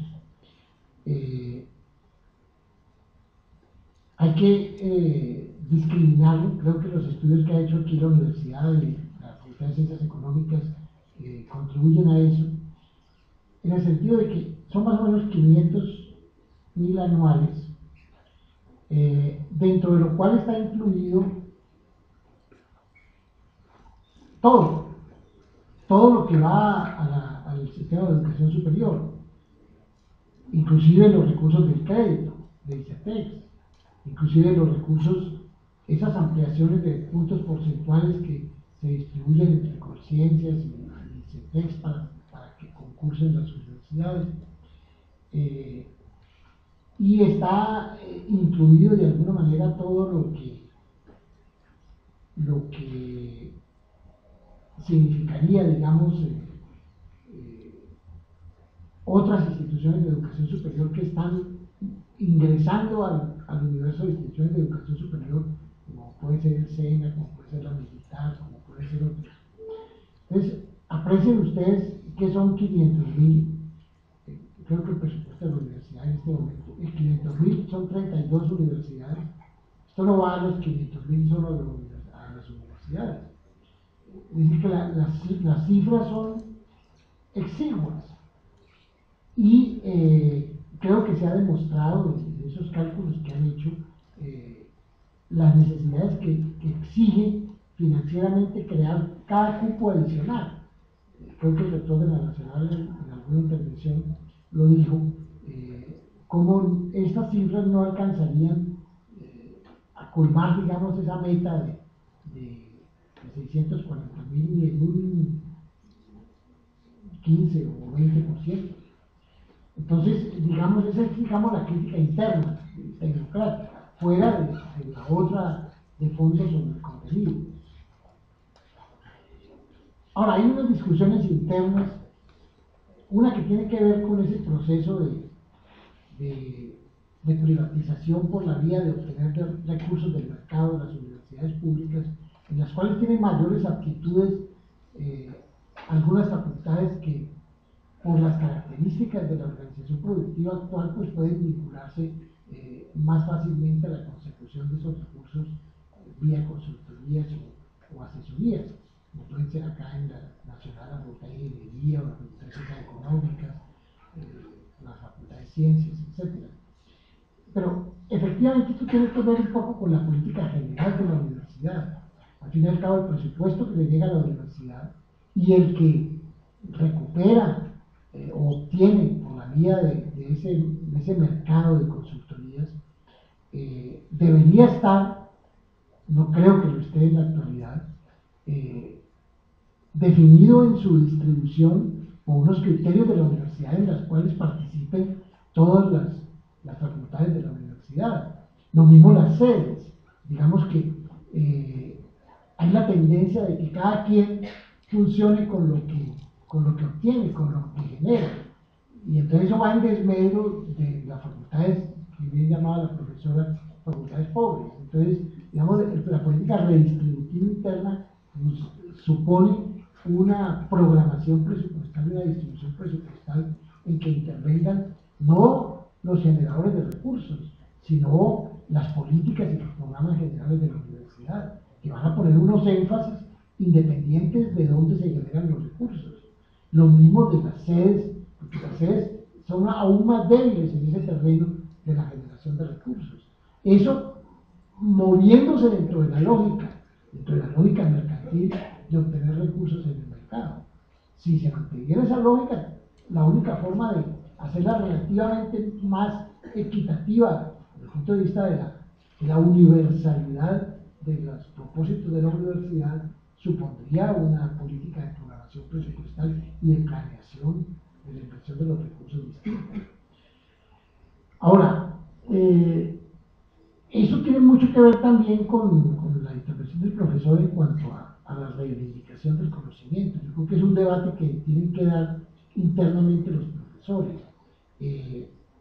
en la reformulación de los programas, en la creación de nuevos programas, tanto de pregrado como de posgrado, en la misma discusión de la reforma académica, que se dio un poco muy a la ligera y que no entró en las profundidades. Por ahí, y en esta función también de mercantil de la universidad, está en juego el verdadero destino de los profesores a su función básica en el área del conocimiento, del acceso y de la generación de conocimiento. Sobre todo pensando en la actividad de investigación y en cómo esa actividad de investigación cada vez más está siendo desplazada de la universidad hacia otros centros con unas perspectivas distintas. Habría que entrar un poco en la crítica profunda de cuáles son las orientaciones hoy de conciencias en materia de investigación y cómo los aparatos que va a crear esta ley por fuera de las universidades van a ser seguramente valorados y privilegiados en términos de investigación. Ahora, ya en el terreno de la actualidad del problema, que tiene que ver con la movilización, con el tipo de lucha, con la organización, con los programas estratégicos y tácticos, yo diría lo siguiente, que se va a venir ahora una avalancha de opinión pública diciendo ya el problema de la reforma anunciada se arregló porque quitamos el articulito. Entonces, el gran trabajo que hay que hacer en este momento es demostrar que la reforma no es mala solamente por eso, sino por el resto de su contenido. Entonces, hay un trabajo en primer lugar de conocimiento, información suficiente por parte de todos nosotros en cuanto a los contenidos del proyecto tal y como lo presente, y de crítica, de cómo enfilamos la crítica sobre una de estas cosas. Cada uno de nosotros tiene una responsabilidad, porque en buena medida la acción y la movilización pues seguramente va a tener que estar girando alrededor de consignas, ¿cierto? De eslóganes, pero ya en el debate concreto hay que ir más allá de los eslóganes y de las consignas. Y yo puedo hacer muchas pintas en la universidad y en la calle y sacar pancartas, etcétera, pero hay que estar enterado para discutir a fondo y criticar los elementos de la reforma con suficiencia. Y esa es una tarea que todos tenemos, es una responsabilidad que todos tenemos. Ahora, el tema de la movilización, en principio, digamos, una vigilancia particular es, diría yo, evitar toda la satanización de esas movilizaciones por la posible o real presentación de situaciones de violencia física, que es un control que en determinados momentos en los movimientos universitarios han logrado, pero que en algunos casos se desborda. Entonces, digamos, ese es un principio de vigilancia. Y lo otro es que las movilizaciones tradicionales, como son las manifestaciones, las marchas, aún la suspensión de actividades académicas, etcétera, tienen un agotamiento, que todos lo sabemos, que conduce a un agotamiento. Entonces, digamos, hay que tener una capacidad imaginativa para encontrar unas formas de movilización novedosas, que a mi manera de verlo, obviamente quienes están más comprometidos en las instancias del movimiento sabrán orientarlas e inducirlas. Hay que ligarlas no solamente a lo que ocurre en el resto del sistema educativo, sino a lo que ocurre en el resto de los movimientos sociales, porque al fin y al cabo esto es una parte del debate sobre la vigencia del sistema existente. Entonces, si uno reivindica esta universidad por fuera, digamos, de la paradoja de lo público y lo privado, y la reivindica como un problema del común, hay que ligarla a las luchas del común.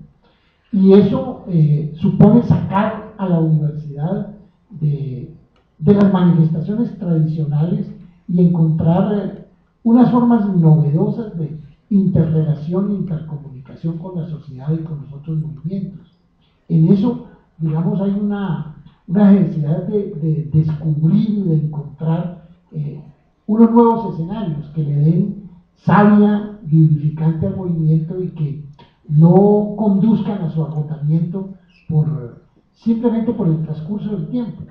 Es decir, no puede permanecerse en marchas constantes, en movilizaciones constantes, porque no se ven los frutos. Hay que encontrar, digamos, una articulación que le dé un sentido de permanencia al movimiento. Yo no tengo nada claro sobre el particular, pero creo que las ilustraciones en otros países y en otras latitudes conducen a pensar que es posible. Fíjense ustedes que, a pesar de toda la satanización, un movimiento que se caracteriza por no tener propiamente dirección ni organización a la manera tradicional, como es el movimiento de los indignados el 15 de mayo en España, se mantiene y ha permeado los movimientos en Europa y aún en América Latina con unas formas novedosas. Yo no digo que vamos a copiar eso y que nos vamos a poner la máscara de Anonymous, no,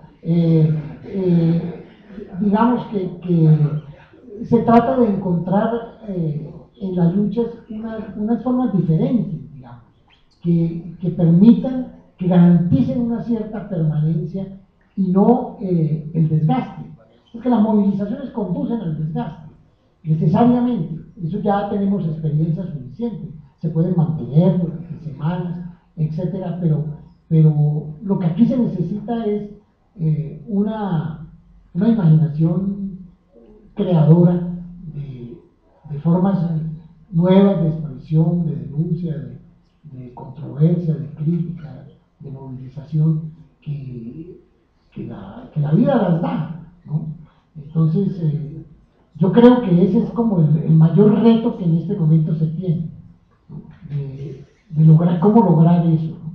Y cómo lograr también de que en el interior de las universidades no haya tanta escisión, porque ahí me parece que se asumen liderazgos por parte, por ejemplo, de los sectores directivos de la universidad, desdeñando lo que puedan significar en términos de apoyo las comunidades universitarias, los estudiantes y los profesores. Se ve eso como un mundo aparte, inclusive como porque tienen evidentemente más audiencia, pero digamos una comunión, una comunicación, yo sé que no va a ser completa ni plena, es necesaria para poder tener relativo éxito.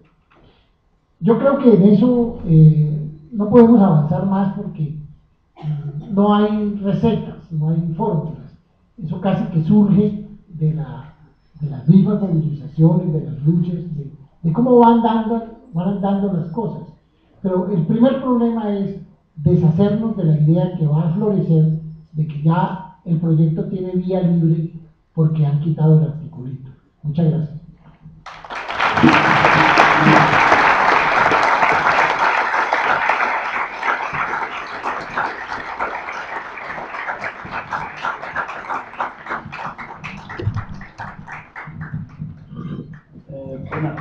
En nombre de esta audiencia de la universidad que tanto quiere el doctor Moncayo, le agradecemos mucho toda la colaboración, todo lo que nos ha dado. Él va a hacer una invitación para la movilización, por favor. Compañeros y compañeras, buenas tardes. Pues, como ustedes saben, por la invitación desde la Federación de Estudiantes de Agronomía.